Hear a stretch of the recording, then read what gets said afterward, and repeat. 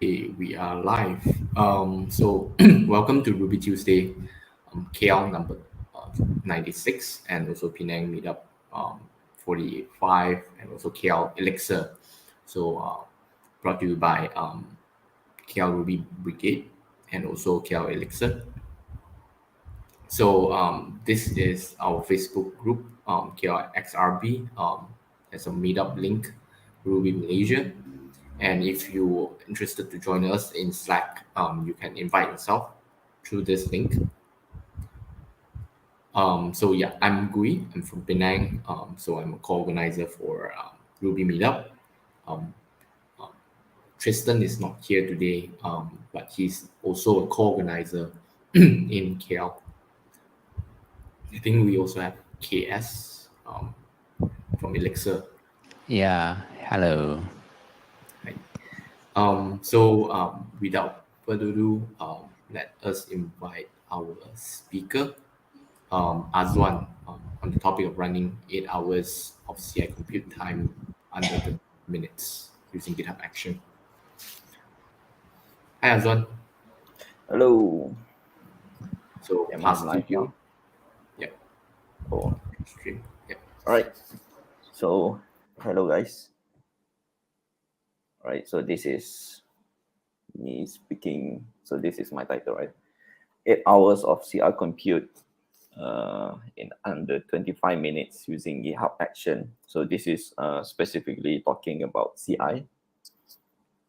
So a little about me, right? So my name is Azuan, or some people like call me Top One, right? Just a name lah. So currently I'm at Faith as senior staff engineer. So Faith actually is using Ruby on Rails, Elasticsearch, Postgres, Redis, and everything is hosted in AWS, at least most of it. So I'm currently poking into NeoVim, right? So if you have any doc files or anything interesting, just ping me, send me some cool tricks. It would be fun to try it out. So continue to my slides, right? So when I gave this title, right? I was working on the CI actually. So I was still in work in progress, right? So now instead of 8 hours, I actually managed to bring it down to like 6 hours. And now actually it's not 25 minutes anymore. It's like around 18 minutes now. So it's a lot faster. All right. So how would you solve this problem, right? So what we have is that we need to run CI, a few stuff that we need to run, right? And I think the total was around 6 to 8 hours at that point of time. Of course, one solution that you can do is that just throw money at it and then you can solve the problem, right? So that's one way to do it. So one of the solution you can do is just auto scale the instances. You can use like max 32 core with 128 gig of RAM or whatsoever, and then you can solve the problems, right?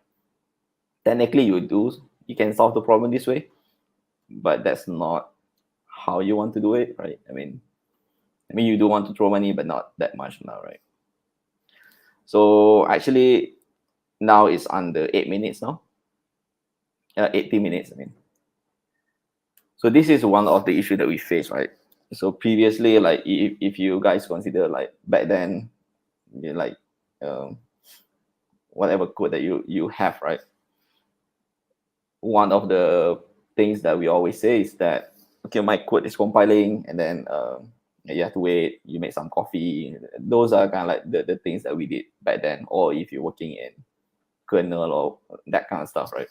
But these days it's kind of like we switch it a bit, right? So instead of compiling, now what we're saying is that the CI is running, so you cannot do anything, right? So you're waiting for your CI to finish the run before you know your test result, then only you can continue your work, right?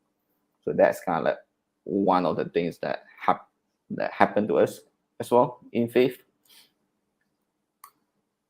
So this is kind of like the current motivation or why we want to use GitHub. So currently we are using a fork version of Drone CI. So Drone CI have two options. cloud option and a self-hosted. We chose to use a self-hosted back then for several reasons, right? And at that point of time, there are some features that we want, but they don't have, right? So what we decided is that we fork the repo. We add very, very simple, tiny stuff about deployment UI, something like that, right? So nothing big, but we fork the repo, and then we've been using it ever since, right? So the issue with that is that we don't really have a proper plan on how to maintain the fork repo. So now the fork repo is outdated. So even if you want to upgrade to the latest version, it's a bit hard because there's a lot of merge conflicts with the upstream that you need to resolve, right?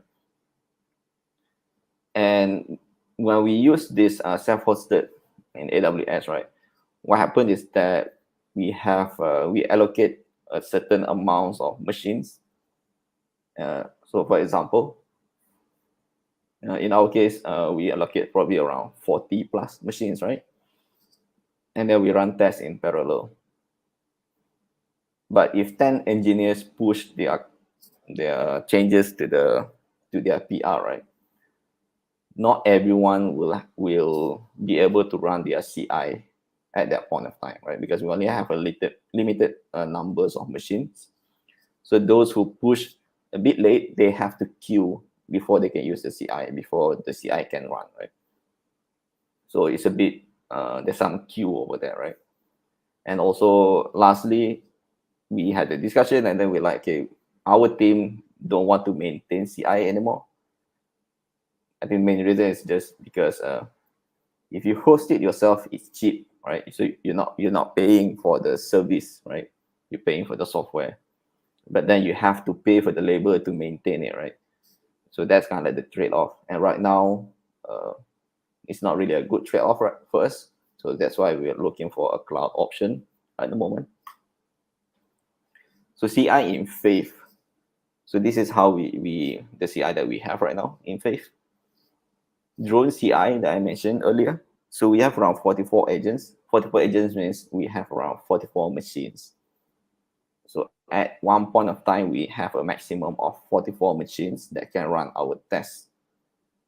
So yeah, basically, if you have too many engineers pushing the code at the same time, not everyone will get the compute that they want, right? So they have to queue. We have around 140 tests run in one day. So 2 hours, 40 minutes is for the whole RSpec in one machine with no, basically in one machine, right? So it depends on which machine as well. I tested this on pretty good machines. So it depends on which machine you're running in place, right? And so this one is for one test suite, right? What happened is that we also run dual boot CI for our Rails and also Ruby upgrade. So roughly the total time we increased by like 2 times, right? So what happened in this scenario is that for each pull request that you make, we will run the CI for both Rails version that we're going to upgrade, right? So let's say we want to upgrade from 6.0 to 6.1, right? So CI will run for 6.0. At the same time, will also run for 6.1. So the compute that we have there is double, right? So that's a lot. So if any of the tests fails, you cannot continue. You cannot merge your PR. So that's, I think, it's quite common. When we were considering all these call options, so these kind of like the shortlisted candidates that we have.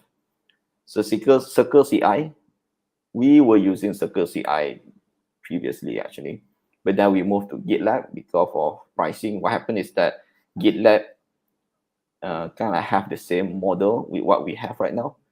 Well, what it means is that we're paying for the machines. So if you want to run CI for your team, you have to allocate like how many machines do you want, right? It's okay, but it can be quite expensive, right? So if you want to like have like 44 machines, then you have to pay for 44 machines, right? But the thing is that you don't use your machines all the time, right? Sometimes all the machines are idle, so you're paying for yeah, you're paying for nothing, right? So the new Circle CI, they have a new pricing now. I think they charge per minutes, but we haven't explored that yet. Just that we have a bad experience before about the pricing, so that's why it's kind of like it's not at the top of our list. And then we move to GitLab CI. They have cloud options before this, so we did use that, right? But from 2020, they changed the strategy. It doesn't allow us to use CI only anymore. If you want to use their CI, we kind of have to pay for their the whole package. I think it's silver or premium, something like that, right? So if you want to do that, it doesn't make sense anymore to use GitHub, right? Because you get the repo and also the CI. So if you want to move to GitLab CI, we need to move our GitHub repo as well, which is not what we want. We just want the CI, right? We're happy with GitHub as repo. And then we have a Buddy CI. We use it for our mobile apps. Basically, it supports any Docker setup for CI. But if you look at their documentation, everything is all about mobile. So that's a bit, little bit off, right? In case you have any issue, you might not be able to get many resources on how to solve those issues. One option that we also consider is Semaphore. They claim to be the fastest CI/CD. When I tested, it was quite nice, like it's quite fast. The issue was that it's not SO2 compliant. So this is more for security reasons. Kind of certain certificate that we're looking into if we want to use this cloud provider, right? So we couldn't use this because of SO2 compliant. If not because of this, I think we might consider this as well. GitHub Action, we actually tried it during beta last time. It was not a good experience because when I tried last time, this was like when I think, I don't know, 2-3 years ago maybe. You push your changes, the CI will run, but then you cannot cancel it. Sometimes it's been running for a few days, you cannot stop it. So it was quite buggy at that point of time. So at that point in time, we kind of like decided, okay, we don't want to continue with it anymore. But circumstances have changed. I think, and again, right, it's been a few years. I tried again, and so far, it looks good. So it was way, way better than we tested last time, which was like a few years ago. And also they charge per minute, not per machine. So you don't have to you don't have to set like you want to use 10 machines, right? They don't care about how many machines you want. What they charge is based on per minute. If your test is going to take like 120 minutes, so you're only paying for 120 minutes, right? You don't pay for how many machines are you running it, which is quite nice. So this is kind of like what we're looking for as well. This one is our CI/CD flow in general. So this is a very brief setup, right? We set up the test, some environment variable and stuff, and then we will run bundle install to install all the gems, right? Once bundle install is finished, right? Once that step is finished, we will kick off 3 different jobs. Basically, one is to run Robocop, one is to run RSpec, one is to run RSpec for feature test. So you can run 3 at the same time, right? Because Robocop doesn't have to wait for RSpec to be finished before you can run Robocop, right? And the reason why we separate RSpec feature is because in RSpec feature, we have this extra step, which is assets precompile, meaning that it took longer to set up the test environment. But for other RSpec, we don't have to wait for our assets precompile. So we can save some time in the RSpec step. So RSpec feature would take longer to set up the environment, which is fine, right? So that's kind of like why we have this setup. Also, at the same time, we kick off a Docker build. We use Docker to deploy our images to production or staging. So at the same time, when you run CI, we will also run Docker build. So that's kind of like the step for the CI. For the CD, it's quite straightforward as well. We don't do much in CD basically. What we do is that You just have to choose your environment, and then you target which branch, and then you deploy. What happens is that we don't deploy directly from GitHub Action. We just push a trigger to our CD. We are using Argo CD. So basically, we just push the changes. Argo CD will pick up. So Argo is the one that will be doing the deployment. So CI or GitHub Action is just triggering the action, basically. Not sure if you guys can see this. So this is kind of like the setup that I mentioned earlier. We have the setup test, we have bundle install, we have Docker build, then we have Hubocop, and then we have a, if you see there, right, you can see that for the RSpec, we actually have 15 jobs. So this way we can optimize it, we can increase it as well. One job took around 10 to 15 minutes to complete. So the whole test here took around at least 150 minutes or something. So this is where we run our test in parallel. What happened is that we split, I think, I'm not sure how many tests we have. I forgot to check. So let's say we have like, for example, 1,000 tests, right? We split the test 1,000. Let's say you divide by 10. Then one job will only run 100 tests, 100 tests, 100 tests, right? Rather than one machine is running the whole 1,000 RSpec. So that will be too slow, right? So this is kind of like why we have 15 jobs in the RSpec step. So overall, this is kind of our current setup. It worked quite well so far. And this is the manual action for deployment. In GitHub Action, right, or in any CI, basically, when you push your changes to GitHub or your GitLab or whatever, right, there's a certain strategy that you can do, right? Let's say, for example, in this case, we assume that each time you push the changes to your repo, your CI will run all the tests, right? So that's fine.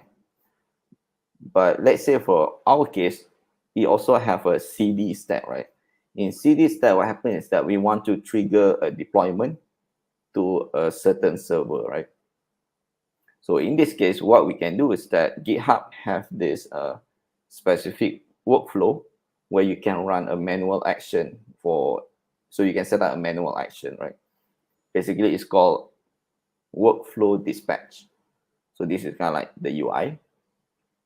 You can click run the overflow on the top right.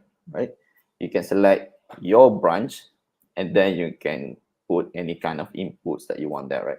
So in this case, this is like one of our staging server.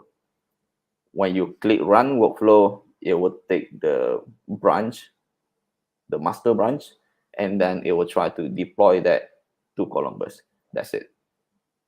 It's just basically it's just a manual action, right? You can do this for deployment, or you can do this for pretty much anything, really. So it's up to you, right? Again, the feature that they offered is called workflow dispatch, right? So it's a bit weird. So I can make it work, right? But it's a bit weird. So if you see here, right, you can run custom action manually. And for us, we use this to trigger our deployment process using this feature, right? One weird thing with this issue, with this workflow dispatch, right? Workflow dispatch only works if it's on master branch. Meaning that if you define the workflow in your YAML file, right, you must merge that to master before you can test the workflow dispatch. Meaning that if your workflow dispatch is not on master yet, you cannot test this on your branch. You cannot test this on your feature branch. So it's a bit weird, right? Because you can only test this on master. When you can only test this on master, it means that you can only test this on production, right? Because yeah, it's just a bit weird on how they define this flow. So this one, I think I don't really like this flow. but it's workable. There's a workaround, right? But you have to merge your code to master before you can test this feature. Another issue that I face is a bit tricky as well is caching. GitHub have this whenever you push, right, you want to build, let's say, for example, you want to run assets precompile, you want to run bundle install, all sorts of stuff, right? But if you run bundle install fresh each time, right, that's going to take like too long, right? I don't know, maybe 10-15 minutes, right? So what you want is that you want to use cache, right? So GitHub offer this feature by default. So each repo, they offer like a maximum of 10 gigabyte per repo. So your cache is a maximum of 10 repo. Basically, you can use cache as long as it's not more than 10 gigabyte. If it's more, you can still use it, right? It's just gonna remove your old cache, and that's all. I'm not sure whether this is the standard now or what, but the cache that they have, it cannot be shared across branches. So let's say you have branch A and then branch B, right? Branch A push the same bundle install. Branch B push the same bundle install as well, right? They will not be sharing the cache at all. They will use their own cache per pull request or per branch, right? Meaning that your first build will always almost kind of like slow because you cannot share the cache between pull requests or between branches. So it's a bit odd, I guess, because I think when you want to use cache, you kind of like we want to share across the repo, right? Not just for branch. So what I did was that I changed it. So instead of using the GitHub cache, we use AWS S3 instead. So we push it to S3. So that way we can share our cache across multiple repo. No, across multiple branch. Next one is Docker cache. We use Docker again to push our images to production, right? We use a Docker multi-stage to speed up our Docker build. I think you can read up more on this as well.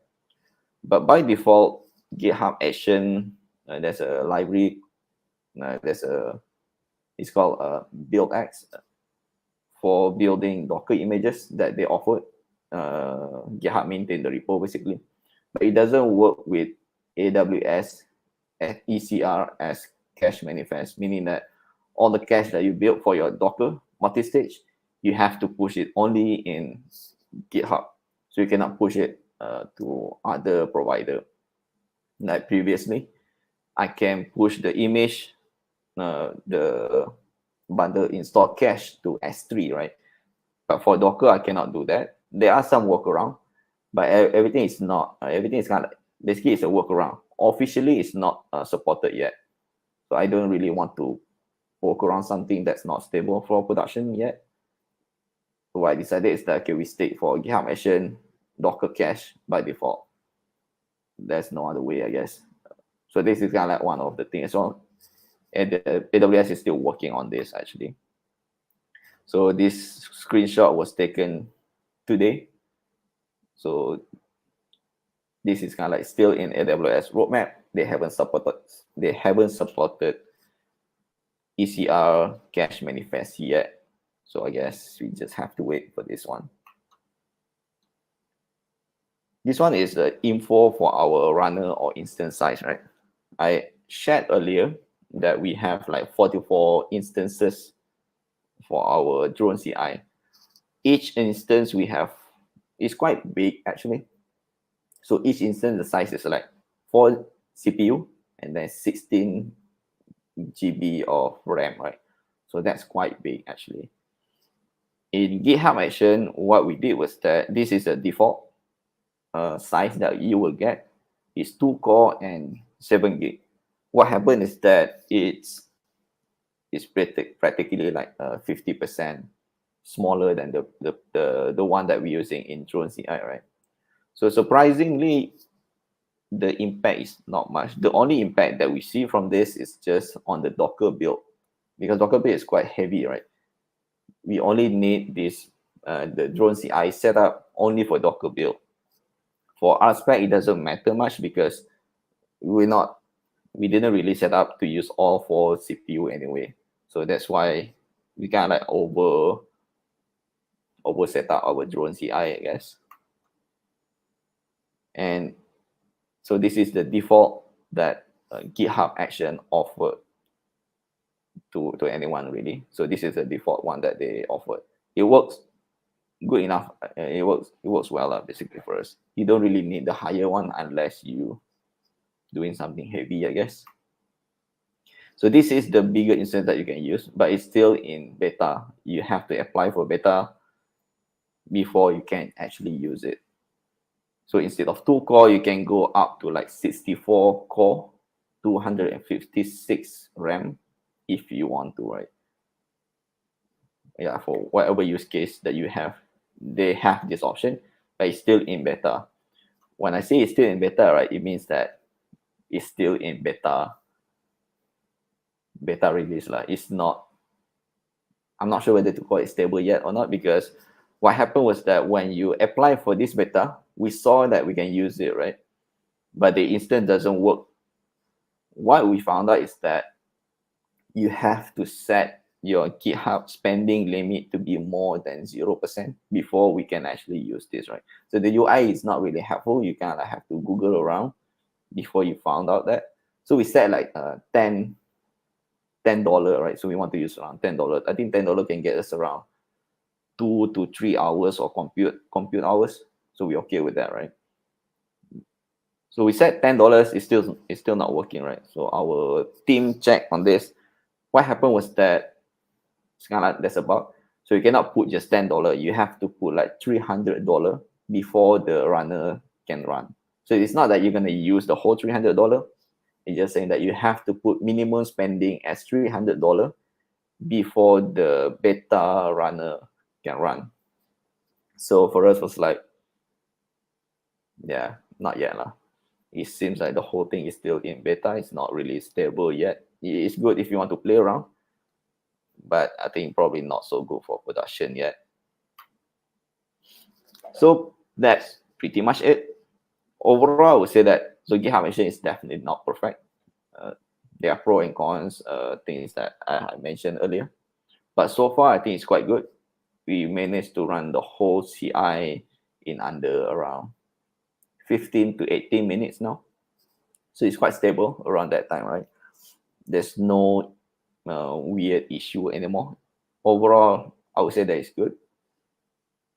And it's a lot more stable than Drone CI, I would say, the one that we use, because it's an old version anyway, right? And lastly, I would say that please don't fork anything unless you have like a proper plan on how to maintain it. I think that's something that we learned so far, because in the end, what we realized is that, yeah, it's not a good decision to fork at that point of time, because now we can like paying the price, right? Yep. So that's it about me. So if you have anything that you want to ask or anything, yeah, feel free to find me at my email. Yep, that's it for me. Yep. Thank you, Azuan. Any questions from the floor? Anyone? Mindvalley. Yeah, I have a question. Is there no library out there that can run RSpec concurrently? They have actually. So it depends on which Rails version you're using. So you're using like 5 below, you don't have it yet. If you're using 6.1 above, I think they have parallel by default in the Rails itself. So you can, for example, the earlier, right? So what we're doing right now is that we run RSpec. We have 2 core, right? But we're only using 1 core. So the next thing that I can do to improve this is that, so let's say we know that we have 2 core, right? So why not try to run, so we run across multiple machines. why not run it in parallel in one machine as well? So instead of only one aspect, you can run two aspect, or if you have 4 core, you can run 4 jobs in one machine, right? So Rails 6.1 above, I think you can do that. So you don't even need a gem anymore. So that's kind of like one of the next step that I think we can do to improve the build time.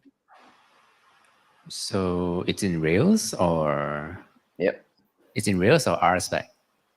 in Rails. I think it's called, yeah. Okay. You can, yeah, it should be in Rails already.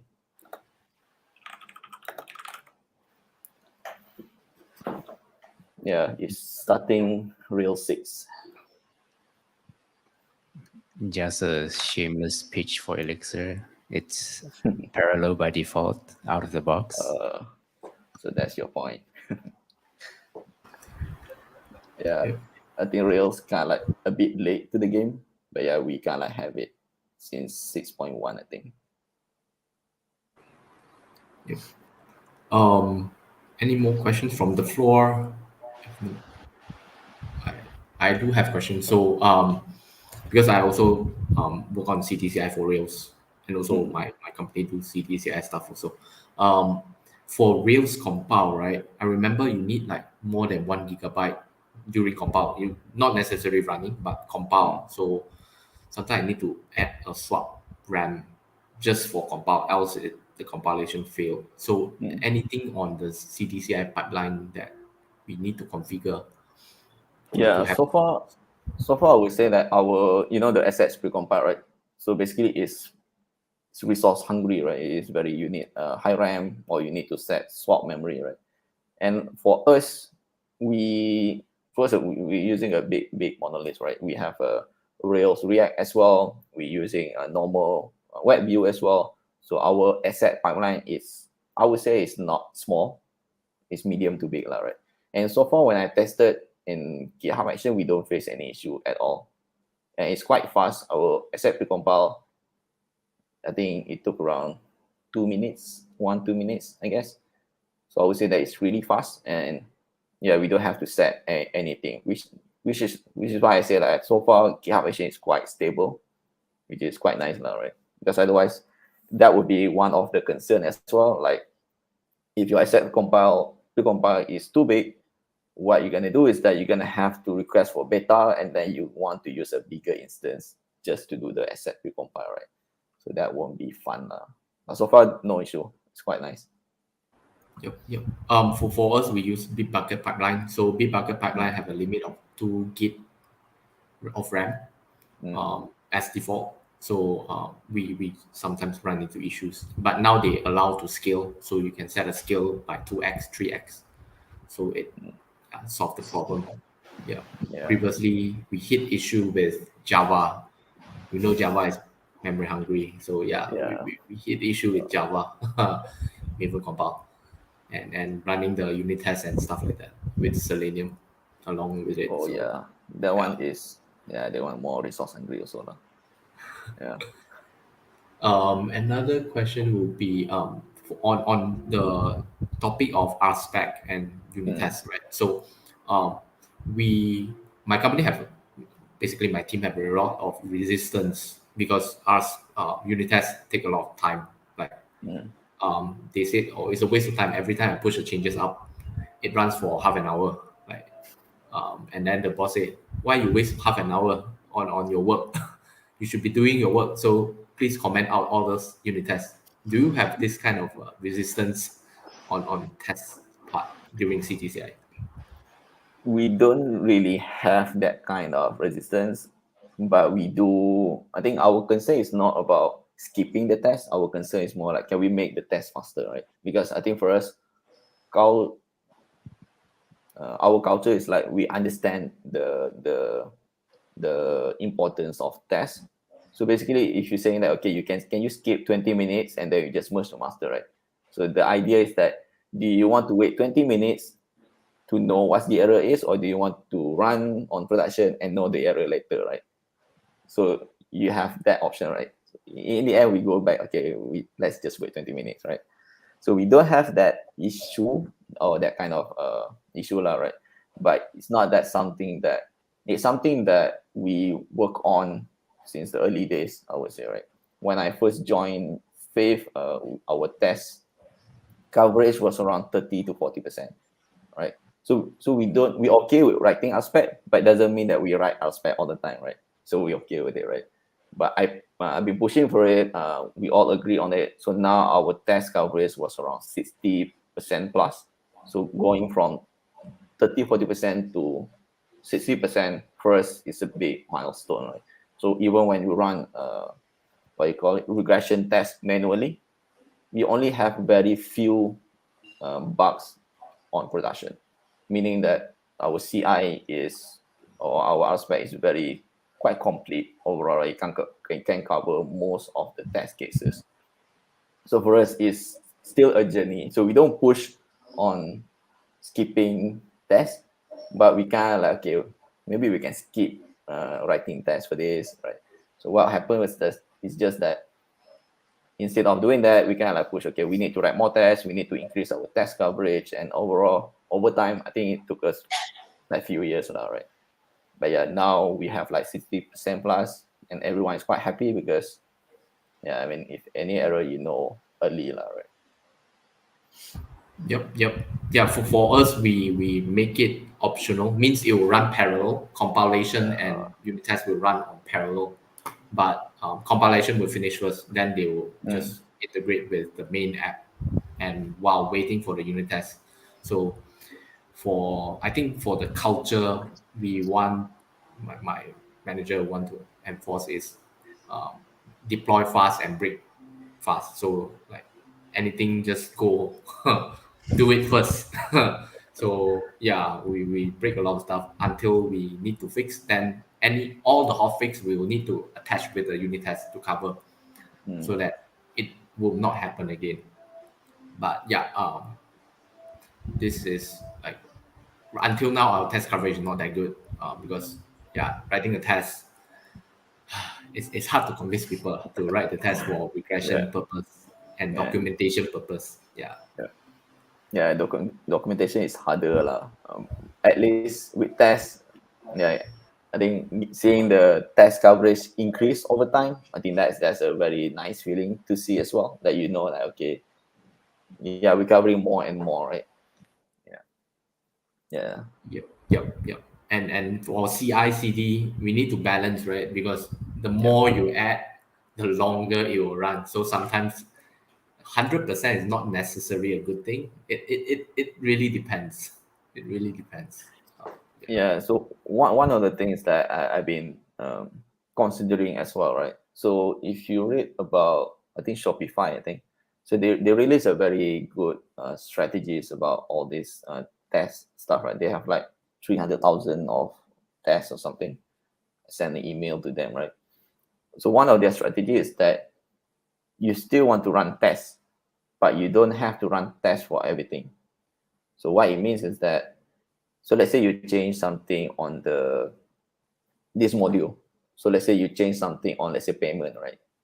So what's going to happen is that the code is smart enough to know that, oh, this payment stuff is only being called in this certain area, right? So you only run tests for, let's say, this area. So you skip the whole everything else, because, so let's say you have payment, and then let's say you have authentication, right?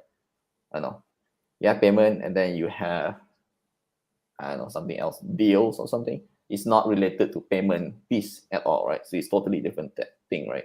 So why do you want to run tests on deals when you know that payment is the one that you change, right? So that's kind of like one of the strategy that Shopify did. But they did some very dynamic code analysis to run all that stuff. So yeah, it's a bit fancy lah, right? And they don't open source it, so we cannot learn from that lah. But it's a good idea lah, right? So you still want to push, make the test compulsory, but you don't have to run all tests. One thing that you or we need to do if you want to do that, right? I think we kind of have to set a proper boundary, right? If you know that, okay, so let's say for example you have 5 modules, right? A, B, C, D, right?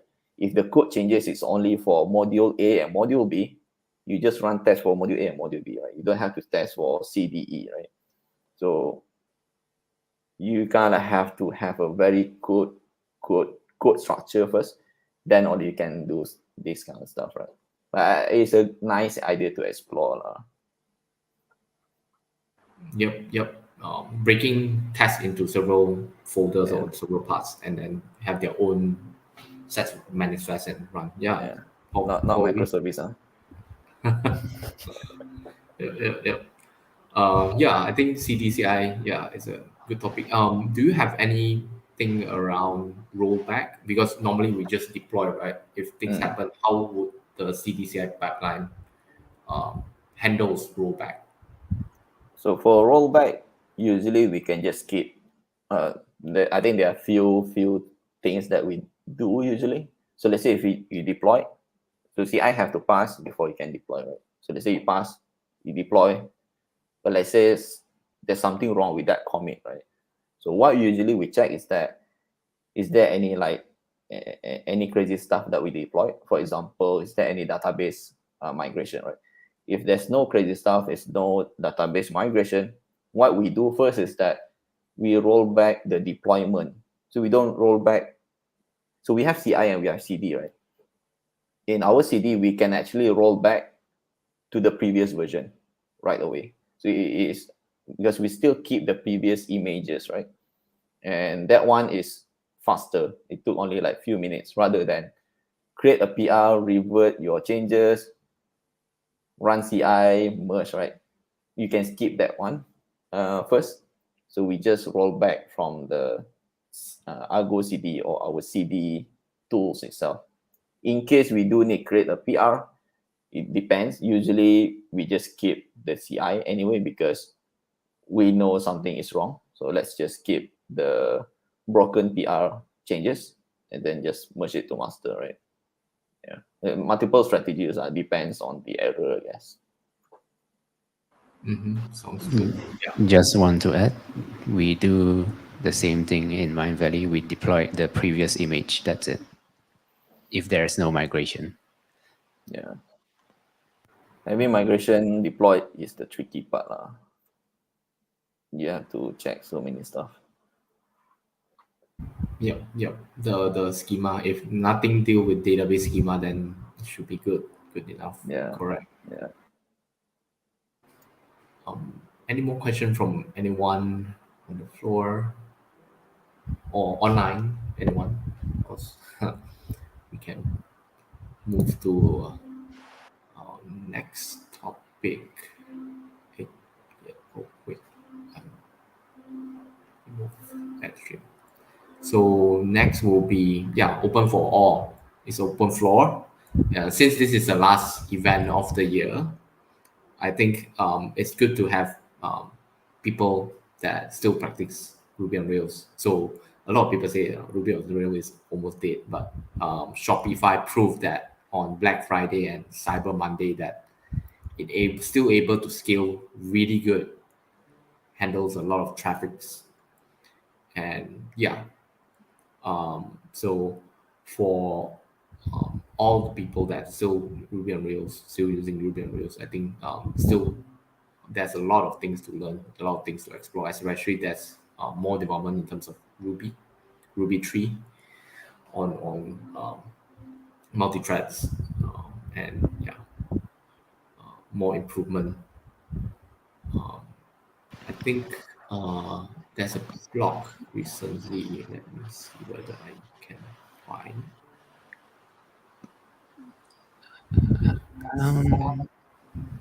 Yep. I want to ask what are your thoughts on Elixir? Have you tried it or not? I look at the stuff, but I didn't try the coding part. I'm looking into architecture of Elixir. It's based off Erlang. Erlang is quite efficient in terms of VM. It's by default, so native multi-threads, same as Java. But it's Erlang is more on, I think it's fiber, not fiber, something like it's they call it processes. Yeah. processes. Okay. Erlang processes. It's a bit different from Java. I'm still using Java, so like JRuby, it's close and it's easy to debug with JMeter and stuff like that to see the memory usage and stuff like that. Erlang, I'm still um, looking for how to debug Erlang. So if things happen in Erlang, right, you need to know what that process consume, what happens. Uh, it will take time to debug compared to Java, JVM. To be honest, we never really dig into how the process crash or anything. If there's any error, we just log it and then we look at it and we fix it. We don't really care if the process crash or anything. So it's a single usage. So once it We never really had to manually handle the processor at all. The Elixir framework already handles the processor spawning and everything for you. You write everything almost like Rails. You just have controller and the template and what's that? Active record equivalent, which is called Acto. You just write that and integrate it. We never really had to touch, like, spawn our own process or anything. Okay. Yeah. So Yep. Azuan. to add a bit, right? So Faith actually used Elixir before. So this was we just remove it recently. So Yeah, I heard. if you go to myfaith.com, so the site was actually on Elixir before this. So this was like a few years ago, right? I think it's normal, right? In startup, you have all these people exploring stuff, right? So we use Rails. Originally, we use Rails, right? And then some people we try Ember. Ember was not good for us. There's no maintainer there. And then we use Elixir. So our experience with Elixir so far was that in terms of resources, it was really good compared to Rails. We can see that the usage, the hardware usage and everything, right, is very efficient, right? But at that point of time, this was like a few years back, lah. But the thing is that our project start to merge, or we focusing more on the project or features that was built on Rails rather than on Elixir, right?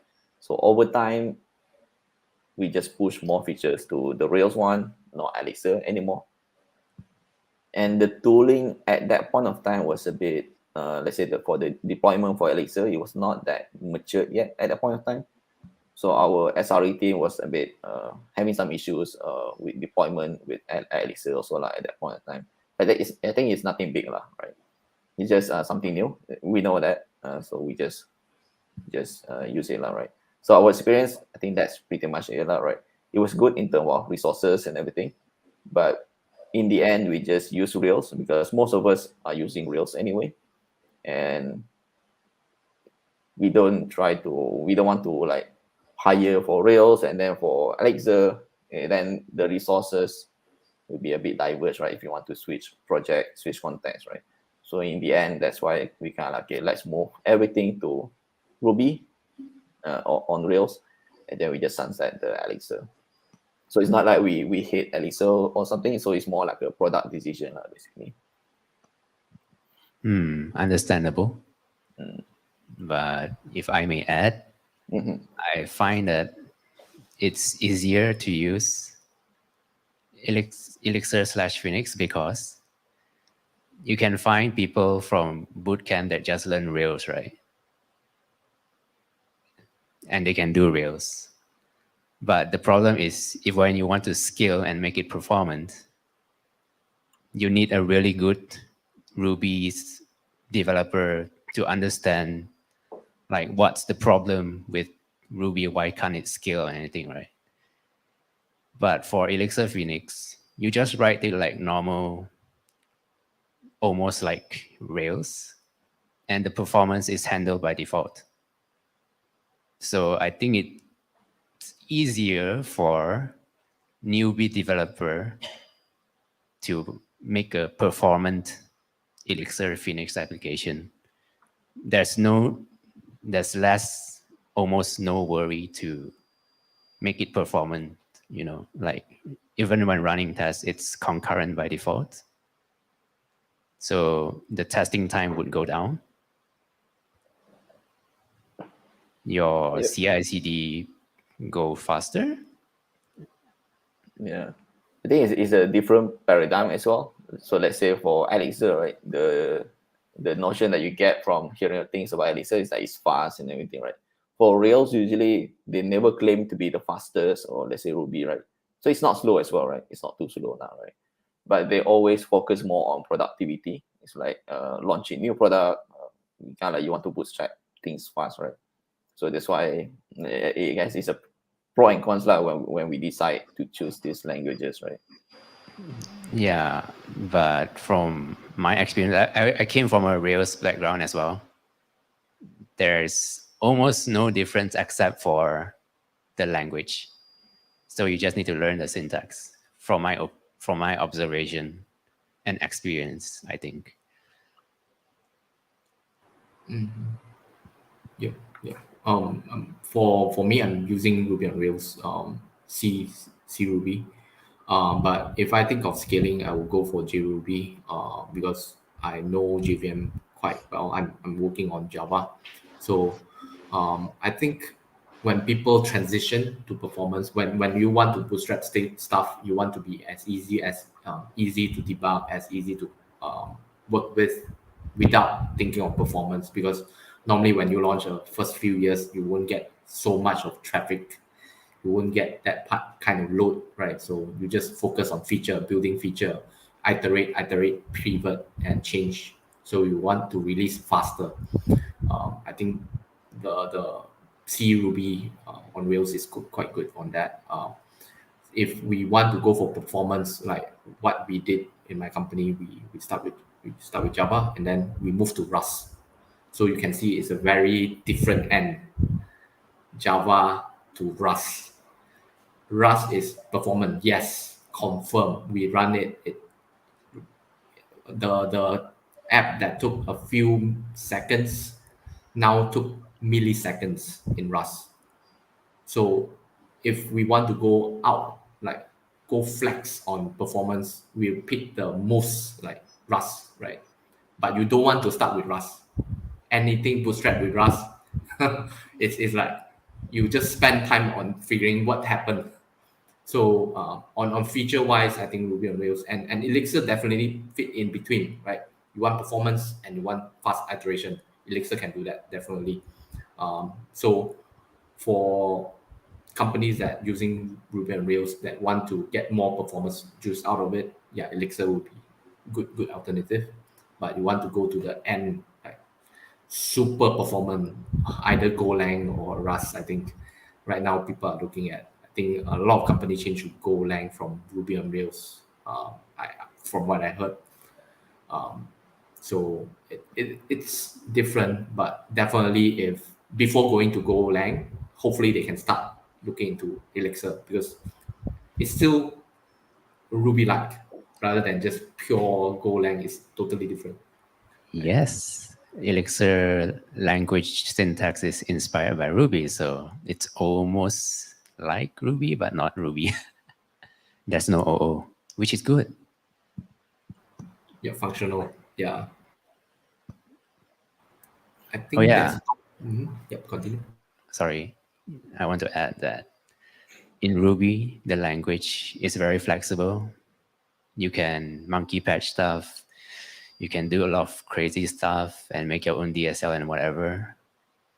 It's very nice, but it also allows people to do coconut magic, and it can complicate the code base.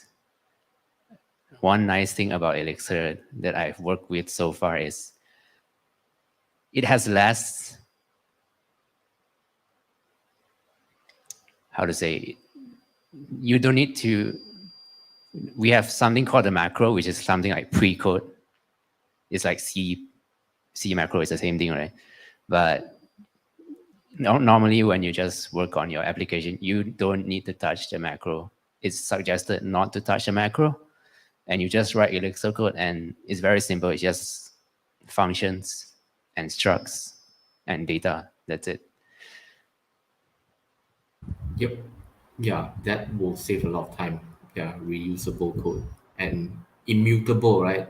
Or yeah, it should be Yeah, immutable. about the immutable thing, it's not it's it's invisible to you in a way. Like in Erlang, when you want to, let's say, assign a variable, you define like variable 1, you assign it, and then if you want the same variable, but you can't use the same name, you call it variable 2, and you assign the variable.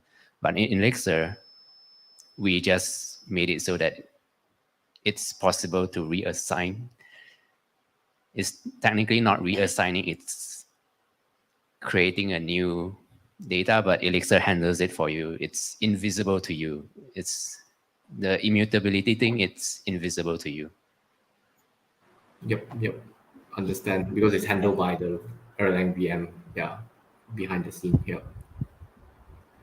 Yeah, for multi-thread, I think immutable is very important, especially in, I think Java is also immutable in certain because it's multi-thread. So the new Ruby that involved in multi-thread, they also enforce immutable objects.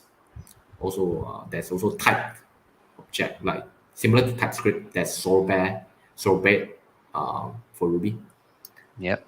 so that it can move forward, and also Crystal, right? Remember Crystal. But that's not exactly Ruby, is it? It's just Yeah, the same syntax, but a different thing. correct. It's like a fork of Ruby. It's somehow a fork like Ruby, but it's quite low level. Yeah. Good stuff. Good stuff. I guess I do see a lot of people using Phoenix now, especially in the startup world, because of the I think it's a live view from Phoenix that they like a lot. It's fast, really fast. Sure. If you have use case for it, it's very good. But I would say that don't use it for everything. Yeah, it's gonna cause a lot of problem because live view is a WebSocket thing, right? It means each client that is connected, there's an open TCP connection to your server. So I don't think that's a good thing if your application is just a simple web application. Yeah, unless you really need the live thing, I said avoid it, or it will cause headaches. Yep. True. Yeah, for Rails 7, there's Hotwire, and I think there's a Turbo JS. Yeah. Turbo links. Yeah, Turbo Links. TurboLinks was old already. Hotwire is one. There's It's two just different gems. it's just a new turbo link, but on Yeah. WebSocket. Yep. And I think Ruby is gonna have performance issue because of I/O. And until someone make use of the what's the new concurrent model for Ruby 3? What's the thing called again? There's an agent or whatever. Or Yeah, I forgot the name. yeah, until someone make a foundation for handling I/O using that, I don't think Ruby can really perform well. Someone needs to work on that. Then maybe Ruby can perform as well as Elixir. But if you're just relying on like current JRuby and all the stuff, you need to handle the edge case. Like if you go JRuby, you need to make sure the library that you use is thread safe, all the stuff, right? Yeah. And you don't write your code in a way that is not thread safe. Yeah, but then again, right? For let's say for us, right? Let's say for Faith, right? Even if they bring this to us, right, it won't really solve any of our problems, because our problem is not concurrency. It's not really about the speed. And we know that Ruby is not the fastest, right? But we kind of like, we're okay with it because there's a lot of library, lots of supports, easy to get new engineers and everything, right? So I agree with that. Okay, Ruby is not the best for performance, right? But I think they don't really prioritize that, because let's say for the issue on production that we have, right, there's nothing about concurrency, right? So even if they have that concurrency, I mean, it's nice to have, but it's not really the issue that we face, or most engineers will face anyway. So I think that's probably why they don't really want to push too much towards that yet. I think they like Ruby 3, the concurrency, I think they start to gain traffic, right? But I kind of understand why they don't push it too much on that, because that's not really the main selling point of Ruby in the first place, right? Yeah, understandable. But what's your response time now? Average? I think usually we try to keep it like below 200, 300, like that. Okay. It's pretty standard, right? So if you go like you use Elixir, you use Go, you can go sub 100, 50. I think that's quite common, right? But then again, that's not really the issue that we face. Like, user don't complain that our app is slow, right? User is complaining our app doesn't work, right? So yeah, understandable. May I ask what's the application server that you're using? Puma, Unicorn? You're actually using Passenger. Oh, Passenger. Yeah. What about the Ruby VM?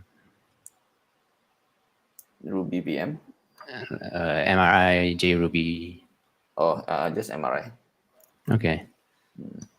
Pretty standard, I would say. We haven't, I forgot there's some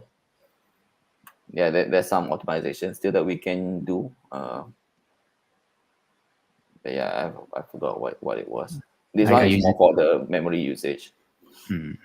Are you deploying using Kubernetes? Yep. So what's the port like CPU memory per port? I think that one need to ask our SRE team, but it's not. That one is depends. So we use Spot instance, right? And there's a company that also help us to do that, so we can save some cost, right? So it's not static, right? So it depends on the traffic or something. Okay. And anything you're curious about Elixir on Mindvalley side, we can answer you.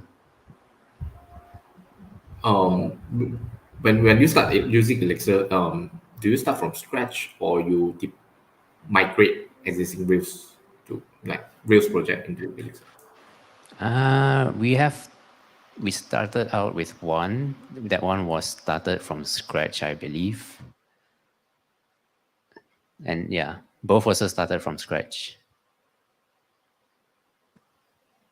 So just curious, right? So let's say for Rails, so the focus is always based on for developer productivity, right? But then the downside is that people always complain like, okay, the Rails is slow or whatever, right? So that's kind of like the mentality, right? But what about Elixir, right? What kind of like what's the stigma over there that you get from Elixir or Phoenix?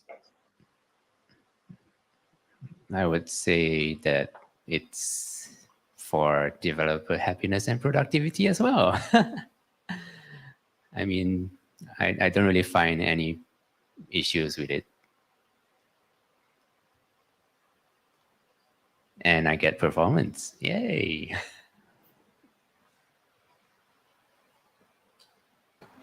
Good stuff. Running tests locally, very nice. Does the VM works in every architecture, like in ARM, 32, 64? I believe so. I never tried ARM, but it's possible to compile for ARM, I think. I mean, it's like ASDF, right? You can compile Ruby, you can compile on ARM. So I guess someone just need to support it. If it's not supported, then yeah. But I think ASDF have a lot of support for those, right? I'm not sure about Ruby or Elixir on ARM. How about hiring scene, right? So do you guys like hire the ones who already know Elixir, or do you guys? So let's say for Faith, right? Most of the time, I think these days, or more like 50-50, right? They don't know Ruby or Rails, so we kind of have to not really train them, lah, right? We kind of have to guide them to learn Ruby on Rails, right? I think it's just that Malaysia, I guess in general, not many people are into Ruby or Rails. Most are, let's say, graduates, right? They know PHP, they know Java, even C++, but they don't know Rails, right? So I think that's something that we're okay with it, right? But so when it comes to hiring, so we don't try to recruit only those who know Rails, because I think the talent pool there is too low, right? Is it the same with Elixir as well? Yeah, I would say it's about the same. So my opinion is to hire the developer that knows web, not hire the developer that knows the framework. Like they understand the fundamentals, instead of hiring, oh, this person did Rails, must be good because he knows Rails. Yeah, They should understand the fundamentals of HTTP requests and API stuff, authentication, regardless of the language that they use. And then if they understand that, they should be able to switch the language if they are willing. Yes, that's my opinion on it. Yeah, it's interesting because so even if you go to Google or I don't know, Fang family, right? They kind of have the same principle or something. I think recently, not so recent lah. So GitLab kind of update their hiring policy. So they don't hire for people. They don't hire if people don't know Rails, right? So the reason I think it makes sense as well, right? Because for us we cannot be choosy, right? For them, I think people are applying like, and they probably have like thousands of applicants every day. So they updated their policy to that we only want to prioritize people who know Ruby on Rails before anyone else. So I think not everyone like that, right? But yeah, different. I mean, even Google don't do that, but I guess different company, right? I guess when you don't have millions of people trying to apply for your company. Yeah, one day we can do that. Yep. Sounds good. I guess we have 2 more minutes. Do you want to go through the shout outs? Any hiring shout outs? I think you have one, right? Yes. Yeah, Mindvalley is hiring. Yeah, just visit mindvalley.com/careers. Browse the technology section. If it fits you, apply. Yeah, you can see we are hiring web developer Elixir. If you're good in web stuff and coming from Ruby, we accept you. Just apply. You want to switch to Elixir? More than welcome. It's happiness. Very happy. Yep. I think there's also a job post in the Slack channel. I think it's Cater Spot is hiring also. So if you join our Slack channel, you can see that job posting. Any hiring from Azuan? Any hiring shoutouts? Nope, because it's end of the year, so everyone's not in the office anyway. So. Yep. Yeah, I guess. So do check out our Facebook group and also Slack channels. There will be job posting there. And I guess for announcement, I think January we'll take a break because there will be holiday and we won't be having any meetups. So if you want to chat or talk about Ruby stuff, you can go to a Slack channels or Facebook group. We'll be always there since it's online, right? So for topics on the next meetup will be in February. So do send us if you have any interesting topic that you want to talk about. I guess that should be it. So if anyone have any questions, last questions, else we will wrap up our 2022 meetup. No question? Okay, so thank you everyone for attending this meetup. So see you next year. See you. Thanks, See you guys. guys. Bye. Yay!